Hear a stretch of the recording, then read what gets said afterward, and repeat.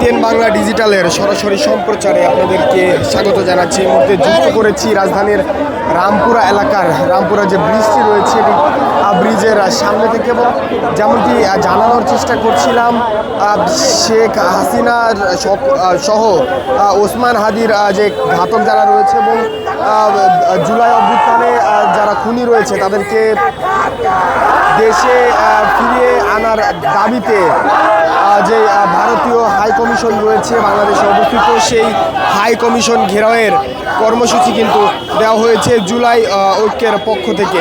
জানিয়ে রাখতে চাই শেখ হাসিনা সহ সকল খুনিদের দেশে ফিরিয়ে দেওয়া ও ভারতীয় প্রক্সি রাজনৈতিক দল, মিডিয়া লীগ ও সরকারি কর্মকর্তাদের অব্যাহত ষড়যন্ত্রের প্রতিবাদে মূলত এই যে মিছিলটি রয়েছে march to Indian high commission, সেই মিছিলটি কিন্তু শুরু হয়েছে। এবং যেমনটি দেখছেন কিছু এই মুহূর্তে কিন্তু যে রামপুরা ব্রিজ রয়েছে রামপুরা এলাকা থেকে মিছিলটি শুরু হয়ে ইন্ডিয়ান হাই কমিশনের অভিমুখে কিন্তু রওনা করেছে।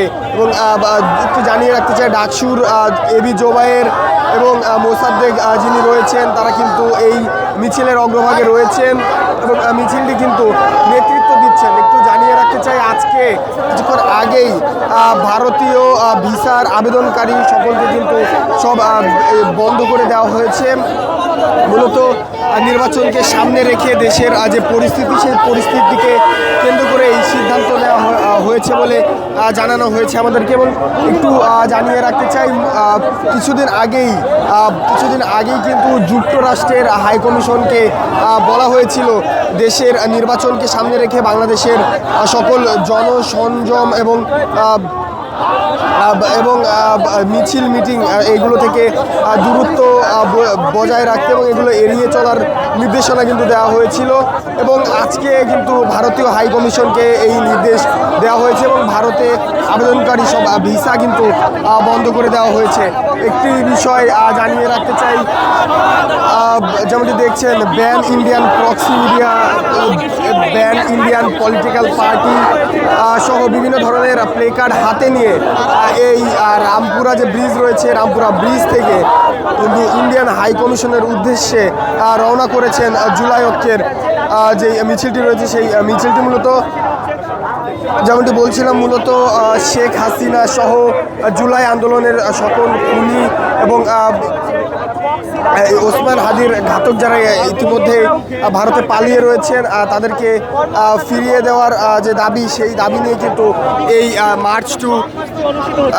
Long march to Indian high কমিশনটি অনুষ্ঠিত হচ্ছে। এবং একটি বিষয় জানিয়ে রাখতে চাই, গত কয়েকদিন আগেই শহীদ মিনারে সর্বদলীয় যেই সভা ছিল সেই সবাই কিন্তু হাসনাত আবদুল্লাহ কিন্তু বলেছেন যে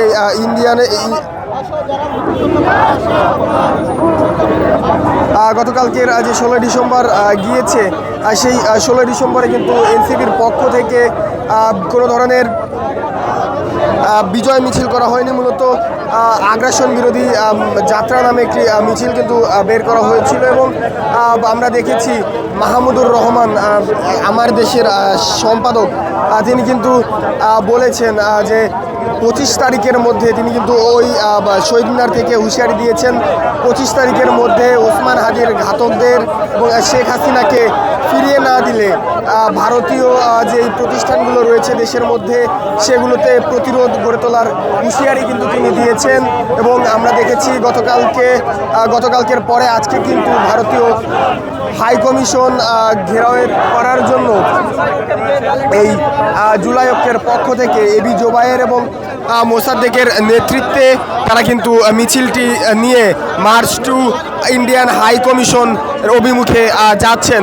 কিছুক্ষণ আগেই রামপুরার যে ব্রিজটি রয়েছে রাজধানীর রামপুরা এলাকার এই ব্রিজ থেকে এই মিছিলটি শুরু হয় এবং মিছিলটি কিন্তু ইন্ডিয়ান হাই কমিশন অভিমুখে যাত্রা করছে এমনটি দেখানোর চেষ্টা করছি আপনাদেরকে। যেমনটি বলছিলাম ban Indian proxy media, ban Indian political party সহ বিভিন্ন ধরনের যেই প্লে কার্ড রয়েছে প্লে কার্ডগুলো হাতে নিয়ে তারা কিন্তু এগিয়ে যাচ্ছেন এবং বিভিন্ন ধরনের স্লোগান কিন্তু তারা দিচ্ছেন।